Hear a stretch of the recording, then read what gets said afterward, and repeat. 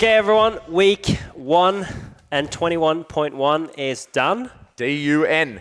Yes, me and Sean are going to do a quick little wrap-up of what happened in the first week and I guess get you even better prepared for week number 2. All right, so first of all, we obviously have to start with the Sean Jesse scorecard. Yeah. Where are we at? Well, it's one love to Jesse, and it was one love to Jesse immediately when the workout was read out, which was very disheartening for me. I would have bet my life on it they were never doing a wall walk, and I didn't think they were going to do handstand walks because of like worldwide lockdown and stuff. I was like, I'm going to get away with this. I can't overhead squat and I can't handstand walk. So me and Jesse watched the announcement downstairs, and I was like, I'm not going to practice a rep because I know I've probably got one in me. Like I was like, so I'm not going to practice one. So I just talked trash to Jesse all afternoon anyway, and like pretended like I was like, And then I did that one rep. You were my judge, and it was like, you kind of knew you weren't going to do too many reps. Yeah, I knew I wasn't going to do too many reps. But then when you said to me, "Oh, try it on your knuckles," I was like, it might be like a push-up. I might be able to do it. Almost broke my neck. Immediately, that was a bad advice. Such a bad idea. It's the only coaching I've done in 2 years. And it was the worst advice ever. I could see as soon as you started walking up, I saw the angle of your wrist. I was like, bad idea. Yeah, bad idea. That was not a good idea. Okay. So anyway, it's one love to, but I gotta say, Jesse did incredibly well. So I'm gonna say, bad wrist or not, Jesse's one love up. Yeah. I reckon he's got me on that one anyway, and I can't wait to try that one actually. To do the workout now that everyone's done it. It's a pretty fun one. Yeah. And I was going to say the same thing, regardless of the battle between you two. Like I said on the Facebook page, like Jesse was flexing that first week. That was a very impressive result. He's a big unit. Yeah. He's a big unit. Like and heavy guys that like they were never going to do well in that. You look at the leaderboard and it goes, you know what I mean? Sort of moderate to lightweight guys and girls. Yeah. And those big, strong, heavy boys, they weren't up the top there. But Jesse killed it. So I'm going to give it to Jesse. He feels like it's a bit of a hollow victory. He was like, because we didn't get to go head-to-head with all the trash talk that we've done with each other. But there's 2 more weeks. 2 weeks to go. 2 more weeks. And there's definitely no handstand walks coming up. No. So I'm confident. You should be pretty safe. I'm confident I'm going 2-1 up. I can't wait for this waxing. So I guess we highlighted Jesse a little bit already. Let's look at some other people that did well and maybe some surprising results for the gym member leaderboard, right? Yeah, So, and something I didn't post in our group, which I sort of only came across the next couple of days when I thought back on it, was like, this is one of the first, there was one other that I can think of, but one of the only open workouts over the years that you can compare your entire roster with male or female. So there was no male or female recommended weights. It's a wall walk that everyone does. And the movements were the same. The rep ranges were the same. So you can compare across the whole board. And in saying that, when we compare the leaderboards, there's actually 6 women in the top 10. Oh, really? Yeah. So the girls did better than the boys. Combined leaderboard, there's 6 girls in the top 10. Yep. Which is Tash, Nina, Sylvia. Oh, wrong one. Sorry. It is... Well, Amy was the top girl, Amy Miller, Tash, Nina, Sylvia, Amy Polnow. So, wow. Yeah. So I thought that was pretty cool. Amy Polnow at the she's the stuck top in 10. there. She awesome. She came in just under Todd Woods. Yeah, Todd did really well too. He's the standout. He's the standout. I tell you what, he's had a good week. Every time he walks in the gym, he gets an applause and his hands are up. He's been smiling ear to ear every time. Because you never want to come first in the workout, you know what I mean? I don't think a single person's high five Matty Cavan said, well done. But if you just do really well, you know what I mean? If you do really well and we weren't expecting it to finish that high. So Todd Woods was the male standout for sure. Excellent. And on the female side? The female standout for me was the females, as in like the 6 out of the top 10. I thought that was pretty awesome. But I'm going to give a shout out to Gabby White. Yes. Young Gabby. She went in one of the first heats. She was really torn. She got 160 reps. I thought she did awesome. She was amazing at it. Not to just be biased to the whites. Julie White absolutely killed it. She came 10th overall in all the girls. She got 217 reps. And then, so they were my two sort of massive standouts there as well. And what do you think with those athletes or members that stood out for you at the gym? What do you think they did well, like on the day or during the performance? Is there anything that you took away from that? This was such a level playing field with expectations, because with that movement at that rep range, we'd never seen it before. So I had no expectations of anyone going into it. So those guys obviously, they kept their composure the whole time. You know what I mean? I don't think they came out of the gate super hot. They probably had, I don't want to speak for Todd, but probably had a lower expectations of whatever he was capable of. Yeah. So maybe started at a level where he was like, I've got to be really conservative, and then got halfway through it and gone, oh shit, I feel really good here. Flip side to that coin, you look at Matty Forward. He came out at bloody Matt Fraser pace. Well, there was one athlete that started even faster, and that was Nick Boudouin. Oh, did he? All right. They went next to each other. Okay, let me just scroll down here to see where those two finished up. We always pick on Nick, but yeah, they went next to each other, and after... in the rounds of 3, I was like, Nick, slow down. You're ahead of Matt Forward. And I saw he was going hard in the beginning. Yeah. So that's what I reckon they did well. Maybe a little bit more conservative at the start because they thought they weren't going to get as far as that they did. Well, it's a workout that doesn't really start until late in the 9s and early in the 15s. That's when it starts. Not everyone, but most people that get a decent-ish score per se can the 1s and the 3s are really easy. So yeah, they almost overdo it a bit on those reps. Let me ask you, now looking back that we've seen it all unfold, the moment the workout was released, what was your initial thoughts? Not now that it's been filtered through being able to do it in the enjoyment, but straight away, what do you think? Well, my first thought was, I double-checked that it was wall walks for RX and scaled. Yeah. And then I just remember a thing that I said when I was coaching, because I like the wall walk as a movement and as a skill or as something to use in, for instance, in FSC programming. But I said it's just terrible movement for time. And then sure enough, it comes up in the open. So I'd never seen anything like it. Originally I thought the standard was really good because I like movements that are easy to judge and easy for the athlete to know that they're hitting the standard. Because you can see your hands on the line, on the front line, and you can see your hands on the back line, and the judge can as well. But then it turned out to be this whole kerfuffle with the order of the feet and all that stuff. So I didn't like that they made it harder. I don't like it when it becomes this gray area, which is difficult to judge. Yeah.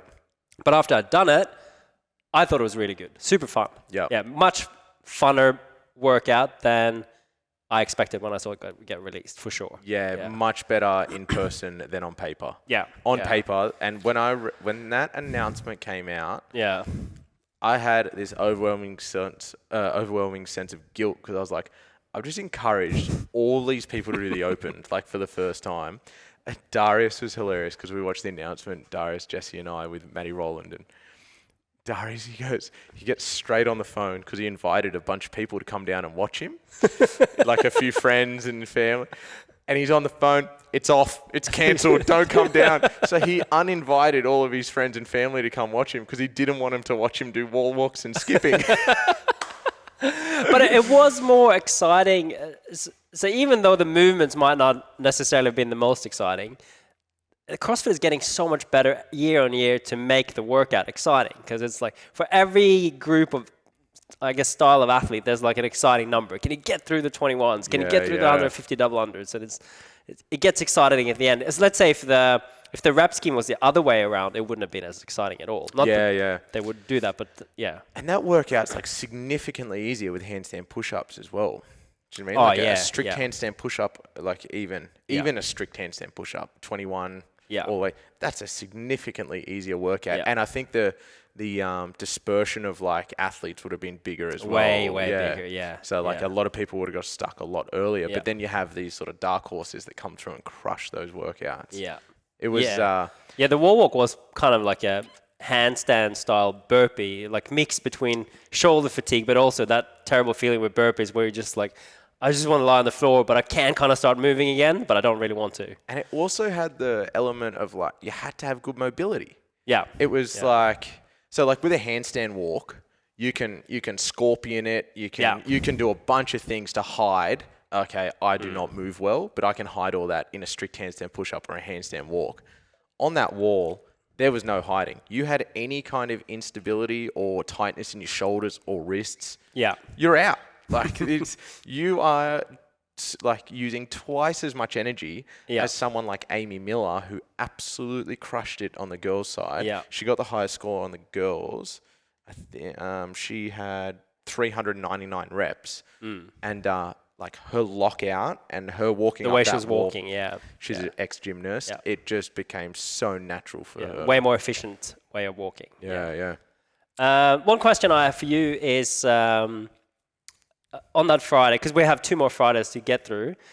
What are some of the logistical challenges? And like, it's always more stressful than you think, right? And you posted on the Facebook group. It's like, if I was a bit short with you, I apologize and stuff like that. And people that are new and this might be their first open, that might be a bit of a weird experience for them, right? Like, do you want to comment on that? Yeah, like the first week's always the hardest. Like that's why I was a bit stressed going into it as well, because we post the heat times and we try to keep them to that, because I understand like some people, they've left their wife at home with the kids, or their husband at home with the kids, or they got dinner plans or stuff like that. So if we say it's a 5 o'clock heat, but we kick off at 5:25 because old mate forgot his wrist wraps, you know what I mean? Like that, they're the things that I'm thinking about on the night that I start to feel guilty on if we run over. So I think it ran pretty smooth. We've just got a lot of people that have never done an open before, because we haven't had one for so long. So they're the people that I was trying to be a little bit more lenient with, like spending a bit more time with answering them and stuff like that. Like when people, it was their 5th, 6th, 7th open and they're coming up and asking me about the standard, like that apology wasn't to you guys. Getting that stuff. We've said that before. Like you should, if you've done it that many times, you really should have watched the standards yourself and know what you're coming into. I think that like we got out of here on time, which is always important to me for everyone, that they can like whatever they got on next, they can actually get to. I think logistically it went well.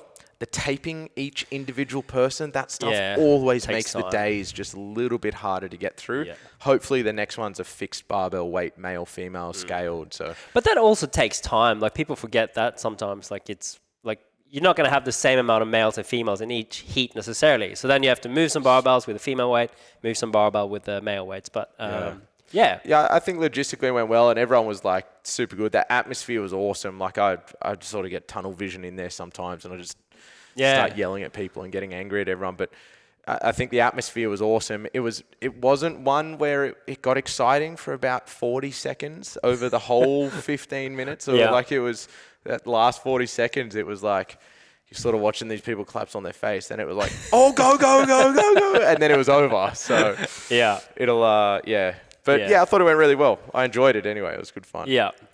Awesome. All right. So should we go through some other numbers, or obviously looking at tomorrow? Well, this might come out on Friday, which is the same day we get the new workout. Well, you can watch this while waiting for the announcement, because the announcement definitely isn't at 11 a.m. Yes, we probably should say that.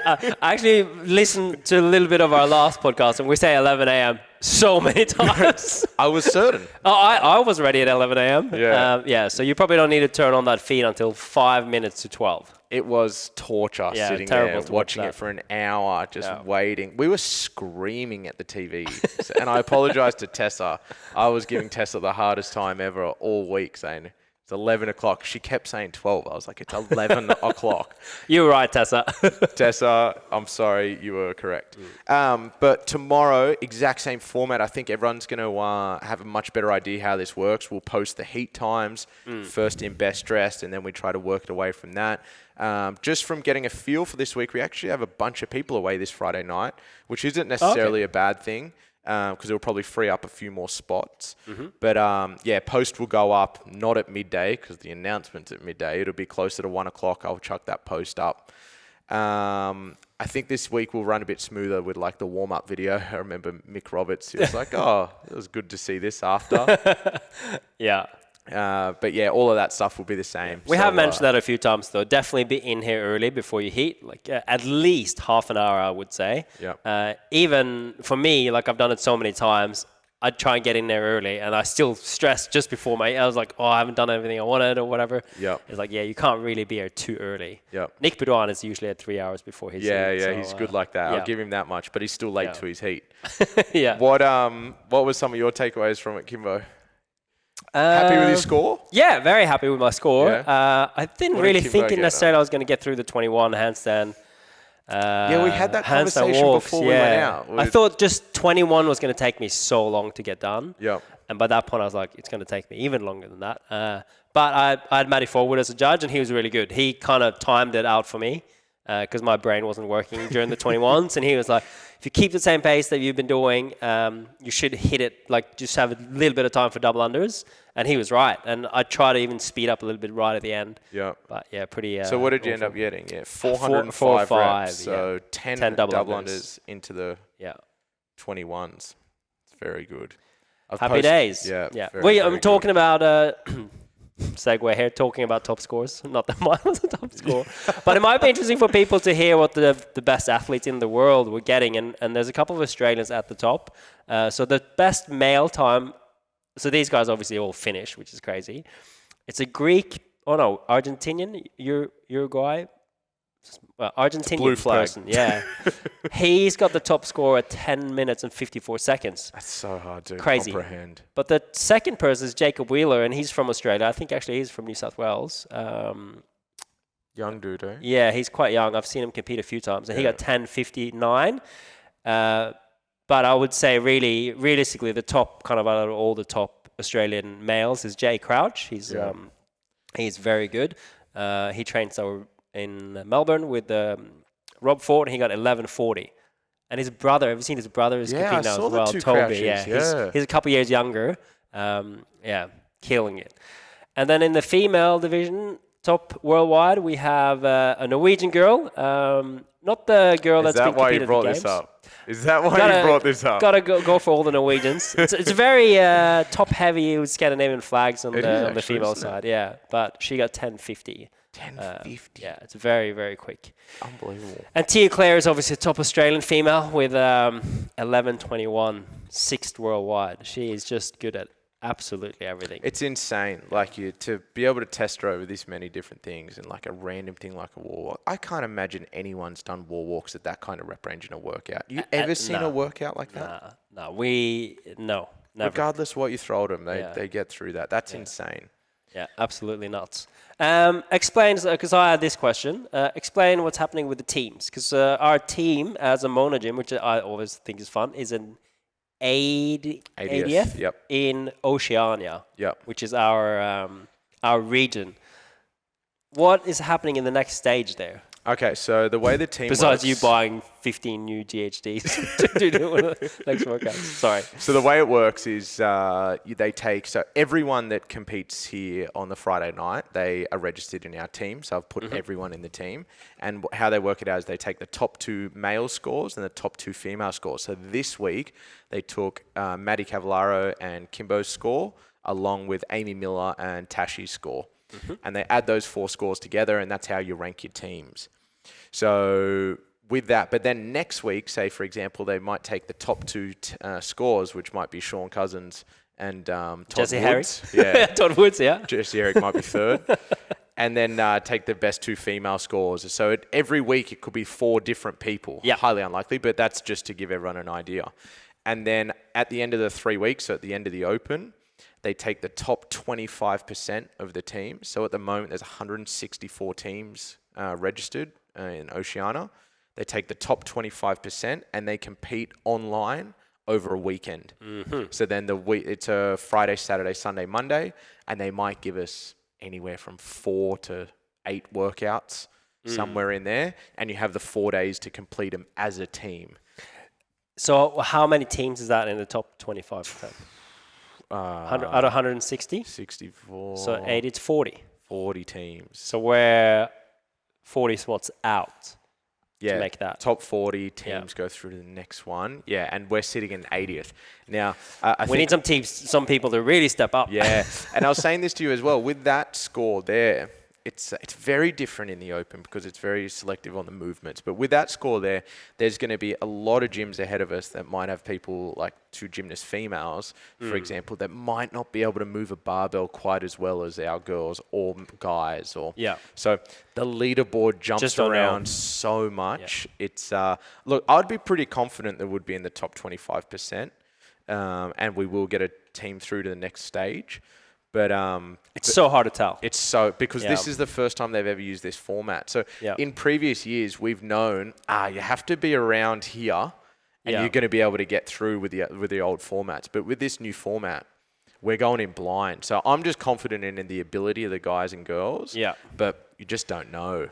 Yeah, it'd be fun to make it if just for the hell of it. I think. Yeah. Not that I necessarily want to compete in the next stage, but that's always like a fun measure because it's like a team effort to get in there. Correct. It's not just on an individual. So what about the people that are trying to compete at our gym? Alrighty, so where are they at? We've got this is. I was trying to get it up before. It was a nightmare. We'll start with Ian Buster. Yep. I think he is number 8. Have you got it there? Yep. Yeah, number 8. And he's competing in male 55 to 59 in Oceania, and then which I think the last 2 years, Buster's actually won his age group in Australia. He's come first in the last 2. If you go to his profile, you can actually see it. Now, if he wanted to go to Torian, he needs to be top 5, yeah? Top 5 in his age group. So he's 3 spots out. Some of them, at this point, some of them take 10. In his age group, they take 5. And then we got Mike White. Yeah, Buster came first in Australia in the 2019 Open and first in Australia in the 2020 Open. Yeah. And before that, he came second in Australia. And before that, he came 355th in Australia. He's had a very suspicious jump there, Buster. No, I'm just kidding. He's been maybe the most consistent person to train like for competitive CrossFit. Out 100%. of all of us. So. Yeah, definitely. Yeah. I think Mike White, I could be wrong here, but I think Mike White came 41st. Oh, yeah, there we go. Mike White came 41st in his, and he's competing in the 50 to 54. And he finished with 335 reps. I think he did a redo. He did a redo? Mike White did a redo Tuesday morning. We had some redos. Yeah. Talk about the redos. Anyone that's redoing out of just sheer enjoyment, you cannot redo while we have a class on. Yeah. Yeah, it got a bit hectic on Monday. If you can't make Friday night, you can do you can actually do it for the first time whenever you like. When do you recommend them to redo if that's just on a... For enjoyment? Yeah. When you can, outside of class time. Yeah. So that's Saturday after classes, Sunday anytime. Yeah. Monday throughout the middle of the day, but that 4:30 class on Monday, I think, because there was a bit of a vibe in there as well, it was packed. And then we had a couple people already that missed Friday night, which I'm more than happy for you guys to do it on the Monday during class time. But then we had a couple people jump in there that just wanted to redo just for the hell of it. And that's not what I want. So they did, yeah. Because you actually had someone do the workout at the 4:30 class instead of the workout as well. Correct, yeah. So I guess then maybe try and do it before the class even. Do it before. I think Lara came in and did it before. She did it before. That was awesome. That was much appreciated just because, and the only reason I'm saying that now is because that one we had the wall and a rope.